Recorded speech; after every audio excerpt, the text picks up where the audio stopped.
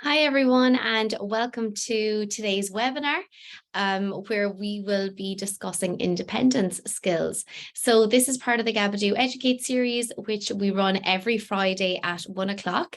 So it's a half an hour. So it's really briefly going through a topic, but sharing some tips that you can take away to use with your child or a child in your classroom. And also some of the information you'll have known already, but it's nice to revise it and just remember some strategies that can really work to support this skill. For those of you who would have been on previous webinars, you would have seen me before, but my name is Jess Kennedy. I'm a pediatric occupational therapist, and I'm also co-founder of Gabadoo. So if you have any questions as I'm going through the information, please put it into the Q&A box. I'll present for around 20 minutes on the topic, and then I'll leave a little bit of time at the end to get to any questions that you have around independent skills in general. So when we talk about independent skills, we're really relating to the skills that take place throughout the day, and they're very much dependent on executive functioning skills. So when we talk about executive functioning skills, we're talking about all those really important skills that help us to actually initiate and complete tasks. So things like problem solving, planning, prioritizing, sustaining our attention, being able to be flexible. So if one way doesn't work, how we can be flexible to do it another way. So these executive functioning skills are really, really important when it comes to independent skills, organizational skills, completing tasks. So if you know that your child maybe struggles a little bit with executive functioning skills, maybe they've got strengths in a specific area, but then they find certain areas difficult, it's really important to think about that and think about that rather than them not actually wanting to do the skill or being lazy or just not trying or being motivated. They may actually find this particularly difficult. So oftentimes when I'm working with a family or with a child, it can feel to the family that sometimes maybe a child just isn't motivated to do it or is being lazy or messy or disorganized. But I think oftentimes if a child can do well, they'll do well. So if they're not able to do something, you really need to be thinking about how that could be a lagging skill for them, a skill that needs a little bit of support and guidance. So hopefully this will shed a little bit of light into what independent skills looks like and also how you can support that at home. So the first thing I'm going to say is, as an occupational therapist, we really focus on independent skills, but we focus on it in an individual way so that it can support well-being and overall participation in life. So it looks different to every person. Not every single person is going to be fully independent in all areas of life. That's not needed. And some children, teens, and young adults may need more support from a caregiver or a school team. So really, when you're thinking about independent skills, you're thinking about the child, the individual that's in front of you, and thinking about their strengths, what motivates them, what kind of adaptations could really help their independence, and what's their support structure like. So how are they getting support for areas maybe they find that bit more challenging, and how can we help them feel fulfilled in their life and feel that they can be as independent as possible in the skills that they feel are important to them. So some independent skills that you might consider throughout the day, and really nice to think about your own child or maybe a child in your classroom. Are they able to do these tasks independently, or how much support do they need? Do they need full support? Do they need just some prompts, or do they just need a reminder sometimes? So things like organizing belongings and putting items away. So that could look like at home, putting away clothes. It could be putting away their homework or their lunchbox. In school, it could be organizing themselves so that they've the right books out on the table, or for younger kids, it could be getting their lunchbox or hanging up their coat, and just being very aware of their items and where they are, and also how to initiate the next task. So if an instruction is given, do they know what elements they need to actually be able to do that? One thing that's really important to consider here is, could some other area be impacting on that child being able to be independent in that task? So you really want to think about, Does this child understand what I've communicated? Could there be a language barrier here? Or is the child finding it hard to understand the intention of what I've asked them to do? The other thing is if a child obviously has a hearing impairment or has auditory processing difficulties, maybe they're missing parts of the instruction, which can make them look very disorganized, but it could be that maybe once again, it's down to communication and being able to actually process the instruction.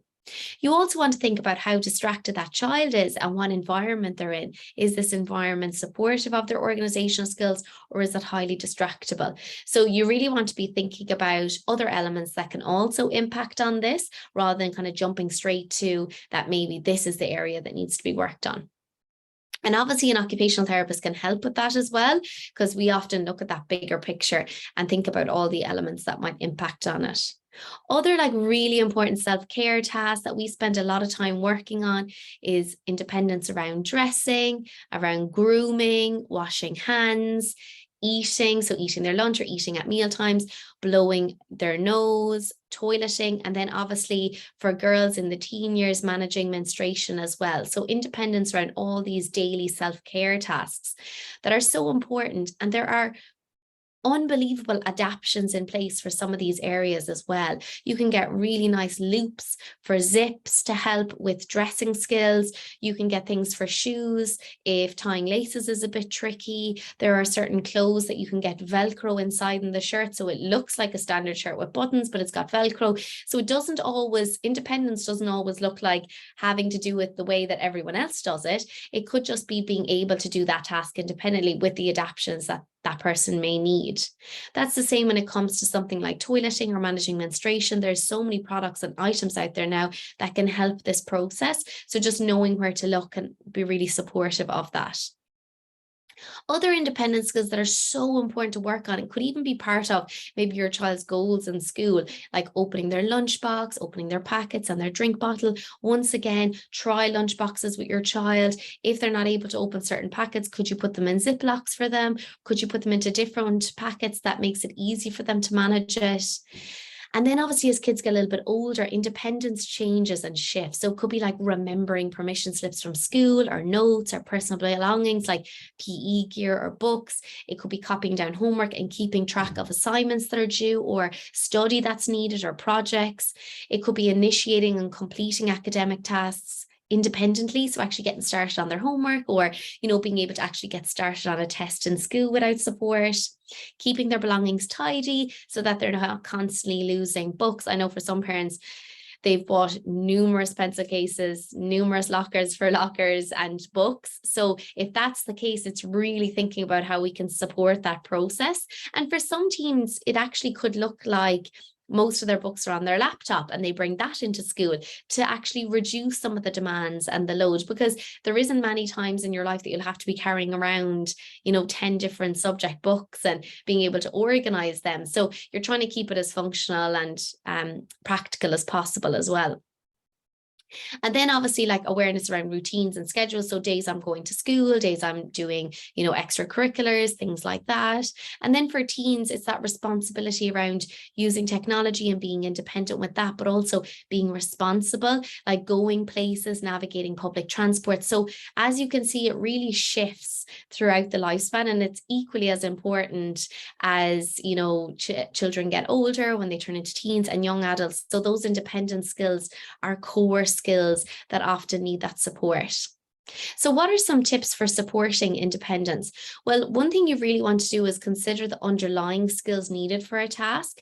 So for instance, if you're thinking about dressing skills. Dressing as a whole is a really complex skill together, whereas when you break it down, you might actually find that your child can undress independently, but it's only parts of the dressing they find challenging. So it might be getting a top over their head, it could be the zip, and it could be the laces. So then you really want to think about, okay, they need the strength in their shoulders, they need to be able to pull the clothes on. So what other ways could I develop these skills? Because sometimes I think we we look at a skill, and if a child is finding they have difficulty in one area, we think it's the whole skill, whereas it actually just could be one thing. So for instance, they might actually be able to open all the packets in their lunchbox, but maybe they can't get the lunchbox open. So it's really observing. Taking a step back is so important. Oftentimes I see it in schools or even at home that as soon as the child is struggling, or even before they're struggling to complete the task, an adult has jumped in to help. And that can be really supportive to reduce anxiety and the kid has it done. But you really want to be thinking about that confidence. Like when I do something myself, I'm really confident about it, and children feel the exact same way. So it doesn't mean that you don't give the support when they need it, but you allow them to problem solve within the skill initially, seeing can they manage it. And then you can validate that. I can see you're finding that tricky. It's pretty stiff. Let's do it together. And maybe, we can work on it each day. So you're validating their experience, but you're allowing time for them to do it themselves. So I'm going to talk to you about prompt reliance in a minute, and fading that out a little bit for children. The next thing is you want to consider your child or your student's executive functioning strengths. So maybe they actually know the plan really well to do tasks, but maybe they find it difficult to sustain attention around it. So for a child like that, oftentimes you'll have visual steps. Often around the toilet, you'll have those visual steps. So this helps some children keep on task of knowing what's next, because they might know the sequence, but maybe they need that visual reminder. Or for some students, it could be that they're really good at problem solving, but maybe they find it really hard to prioritize what to do first, what to do next. So maybe that's the area you need to help and support them when it comes to study. So this might seem a bit overwhelming around knowing all these different components. An occupational therapist can help with that, to break it down and make it more manageable. It's something that we support families through Gabadoo all the time, because independence slots into lots of different areas of focus that we support, like dressing, organizational skills, study skills, feeding. So from that perspective, if you feel like you're hitting a block and you're not really sure how to progress on, or maybe why your child is finding a particular skill tricky, or maybe you want to learn more about your child's strengths, it can be great to reach out and get that support. The next thing is you want to teach skills rather than expect a person to learn from observation. So for example, if you're trying to teach a child how to turn on the tap and wash their hands, for some children, the more they watch you do it, it still doesn't help them to learn the skill. Some children will learn from observation, but others you might actually have to break down. So turning the tap, you might actually have to break down that motion and really do repetition around it so that the child can feel the motion of it, so they know how to do it. You might need to actually teach that breakdown of something like buttons, for instance. Lots of parents or teachers will just show the whole process, whereas oftentimes when I'm doing buttoning, I'll break it down to even pinching the button and pushing it through the hole. So it's really that breaking down of the process. You're teaching each part of the skill. So we often call that, we do like a task analysis. So we break the task down into manageable amounts, and that can really help then for you to know maybe what part that you need to support your child that little bit more around.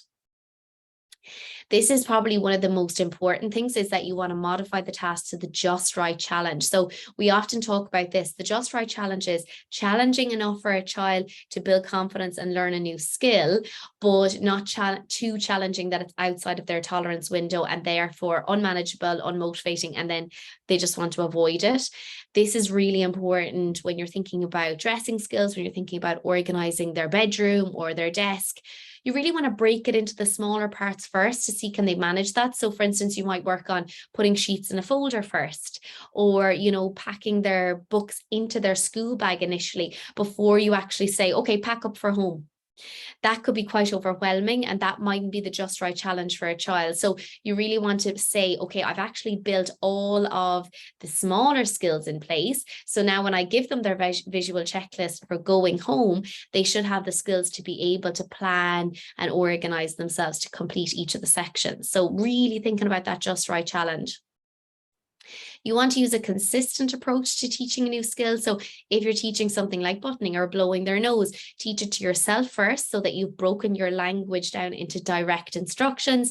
And each time you're showing that child, try to do it in a repetitive way. So if you use different language or a different way of holding the tissue each time, for children with motor planning difficulties or praxis difficulties, that can be really challenging if you are teaching in a different way each time. So teach it to yourself first and really break down the language that you're using, and that can be really helpful.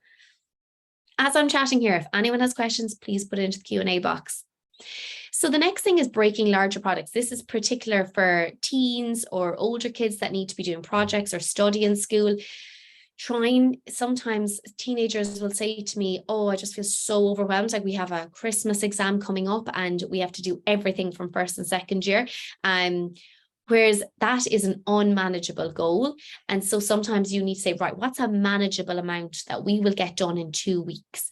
What would be prioritizing? What would be the most important to study and what's the least important to study? So you're helping them come up with a system of approaching very overwhelming big tasks like study tasks. And if you are a parent and you're finding that really tricky, because oftentimes parents that find it tricky, sometimes their children can find it tricky. That's why support is there.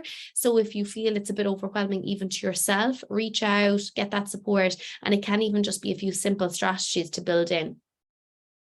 Video modeling is really helpful for teaching independent skills. We use a lot of videos actually on Gabadoo as well. We attach videos that the parents can watch, because sometimes when you show something, when you can pause a video, when you can rewatch it, really helpful for things like tying laces, blowing nose, tying a tie, even grooming activities. All of those can be really helpful because you can watch it in a repetitive way, you can break it down, you can pause it. And some kind of older kids and teens really, really like that video modeling.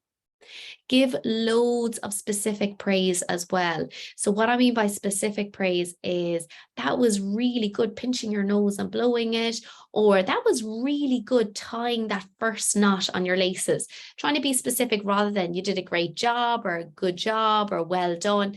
That's quite vague. And if you're trying to give feedback to the child about what exactly they did, like that was really good drying your hands on the towel, and even like modeling it for them what they did, that gives a lot of feedback, especially to a child who might have some communication difficulties or cognitive difficulties. It could be really helpful that they're understanding exactly what you expected of them and how they achieve that.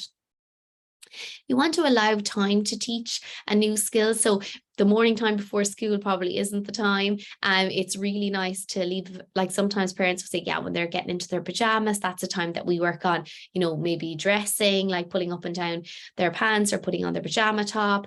Maybe the weekend is a time to practice skills like breaking down study tasks, or, maybe organizing their room and making up visuals for it. So you really want to allow yourself enough time, rather than thinking, oh, I should be doing this every morning and everybody's stressed and it's chaotic.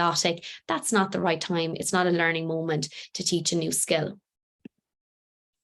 So here are a few tools that you can use. The co-op approach is an approach that occupational therapists and other professionals often use. And so it breaks it down into 4 sections. You've got your goal, your plan, you do it, and then you either review it or check. You can use whatever language you want.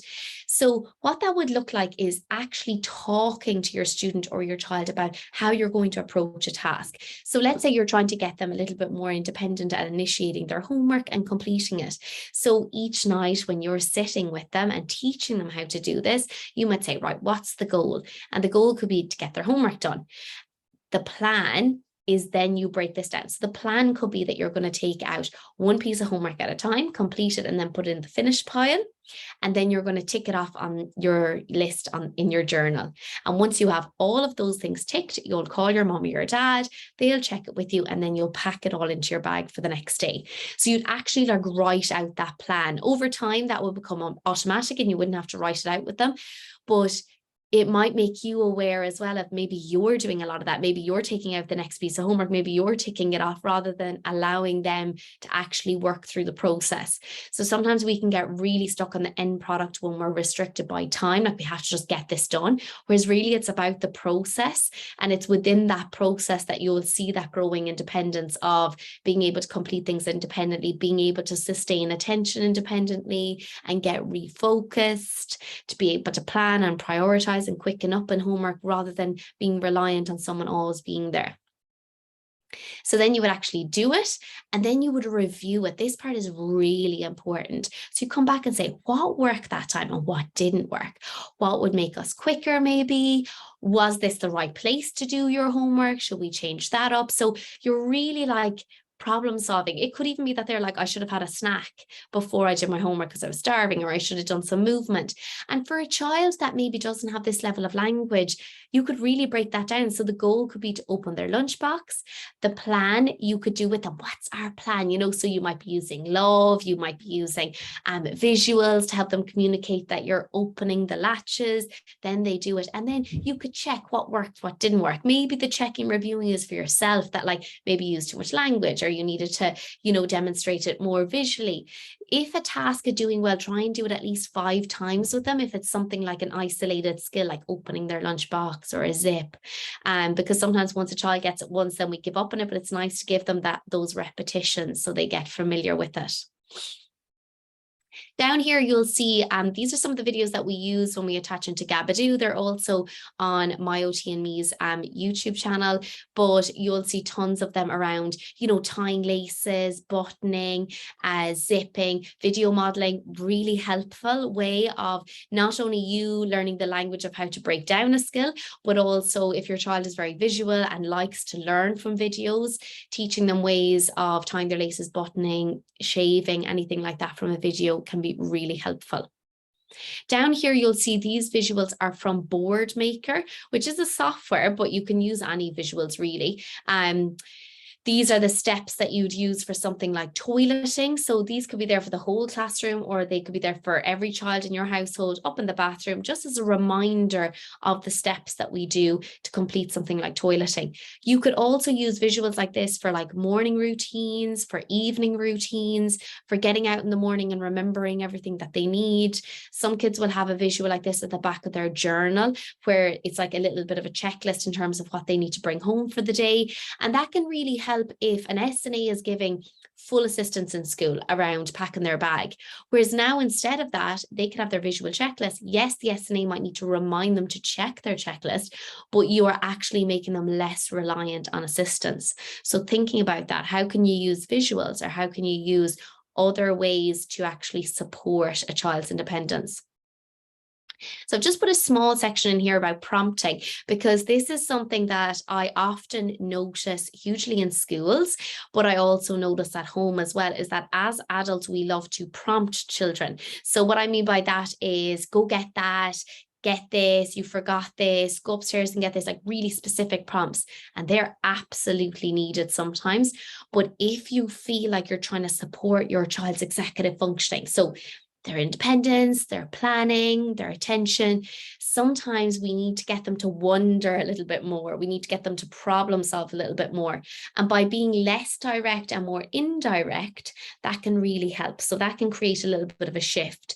So instead of go get your pencil case and your maths book, it could be, what do we need for the next thing in class? Or what's everyone else taking out in the class? This gives the child a little bit more of a moment to orientate to the classroom, to model from peers, to be independent in their problem solving. Okay, what time of day is it? What might we be doing next? What are others doing in the class? So let's say, for example, a child is very distracted and everyone's leaving the class. The indirect prompt could be, I wonder where everyone's going, rather than we're going to pee, come on, get your bag, being really specific. So some children need those indirect prompts those direct prompts at the beginning, but being indirect can be really helpful if you're doing it on a whole class level, if you're a parent, anything like that can be really, really good. So the first thing you want to do about prompting is you want to evaluate the level of prompting used in a task with a child. So let's say the first thing you're going to do is more assess how you get on. So if you're a teacher or you're a parent, I want you to think about how much you're actually prompting. and try and be more silent, give moments of pause. So let's say it's homework and you're getting your child set up. Have more moments of pause where you give them a chance to actually go, okay, what's actually going on here? What do I need to get next? Rather than constantly jumping in. So moments of pause to be quiet and to think about it, to think more around rather than a full assistance prompt or a verbal prompt. Could I actually just do a gesture, like point at something and go, oh, like pointing at something or looking confused, or let's say you ask them to set the table and then you point at the table and you're like, oh, and they're like, oh, sorry, I meant to, set the table. So you're really thinking about how you can get them to be a little bit more aware of what's going on and thinking independently for themselves. You also want to consider what type and how much prompting is actually needed for that child, what will support them. So for some children, they really need those verbal prompts. So then you're thinking about, okay, maybe I can make those verbal prompts a little bit more indirect. Maybe I could give them less frequent. Like, are these actually necessary? So sometimes I'll go into school and let's say a child has got their visual schedule or their first and then, and a teacher will come over and like, right, what's next? What do you have to do? Get that out. What's it? Rather than saying, okay, what's next? And then giving a moment to pause and letting that child figure it out for themselves, put things away if they're familiar with that routine. So although they mightn't be doing it at the pace you expect, you still need to give them time to process it and to manage in those situations, because it's all about the process. That's how you're going to teach those independent skills. Then you really want to be thinking about, how can I prevent or reduce prompt dependency? This is so important. So this can particularly happen if a child constantly has an adult with them, adult supervision. Maybe they've, an SNA constantly with them in school. This really needs to be considered, how much we can prevent this prompt dependency. So you don't want to be constantly prompting them around the day, that they're constantly looking and referencing you to actually cope with the day or cope with what they need to get out, cope with going to the toilet. It's really taking that step back and thinking, how can I allow this child to cope as much as possible within a task? And then I can step in and see where they might need that support. They might just need a gesture, maybe an indirect prompt, maybe a slight verbal prompt to get them back on task, but not to be constantly talking, constantly prompting children, because that's an unnatural setting as well. Not everyone in the class will be getting that. Not everyone in their home environment will be getting that. So we all need a little bit of headspace to actually independently problem solve and think. So I've already said that around moving from direct to indirect prompting can be really helpful, and that can support executive functioning skills. So I'm going to have a look at the Q&A box there to see if we have any questions. I hope everyone got a little bit of information there about independent skills. You can get individualized support for this area through Gabadoo, and we cover a huge range of child development areas, but independence falls under a huge amount of them. So organizational skills, it could be independence around self-feeding or study skills. So if any parents would really like more individualized support around that, you can visit Gabadoo and you'll be able to learn more about that as well. But remember, these happen every week and we'll be discussing a different topic. So we just have a few minutes, so I'll take one or two questions. Any particular tips, videos for teaching how to tie laces? Absolutely. So this is an area that we get a lot of questions through Gabadoo. We can give you lots of individualized strategies, and we attach videos. There's also some tying laces videos. You will find them on YouTube under My OT and Me, where you can see the video modeling and how that works. Any tips to help a 7-year-old who finds it very difficult to accept help with tasks? They do not want to admit that they find a task difficult and get very upset if you ask if they need help. On occasion, they will ask for help, but once I try to help, they start saying, I don't need help, I can do it. I can do it, while getting upset. I know, so this is really tricky, because obviously this child has associated help with being a negative thing. So what you want to do is really emphasize other people getting help around this child. So would you like help? Or teacher, I need help. Or, would someone help me in the kitchen, or help me with this? We all need help sometimes. So lots of reiteration about everyone needing help. Then you really want to look at this task for this child. So what can you break this down into smaller amounts, and maybe even model it in front of them? If they have a sibling, or if you're a teacher in a class, can you model how to do the steps indirectly? So you can say, that's okay, I won't give you help, but I'm going to work it out here in front of you. So first I'm going to do this, then I'm going to do this. So you're modeling that indirect help. Some children find it really difficult to accept help. And so you want to normalize that. Sometimes they feel that like they're the only ones that are getting help. So getting them to be the helper can be great, and giving them confidence, like them helping a sibling or another child with something that's an actual strength for them, so that they can learn the positive feeling of it as well. But definitely modeling skills in front of children, or using indirect ways like video modeling, or breaking it down in front of them, so that they don't feel like it's being a demand placed on them. It's more just being modeled in front of them, can be really helpful. So thank you to those who gave those 2 questions. For anyone who has any other questions or would like individualized support, once again, you can get it through Gabadoo. Thank you for attending today, and I look forward to seeing you next Friday. So have a lovely weekend, everyone.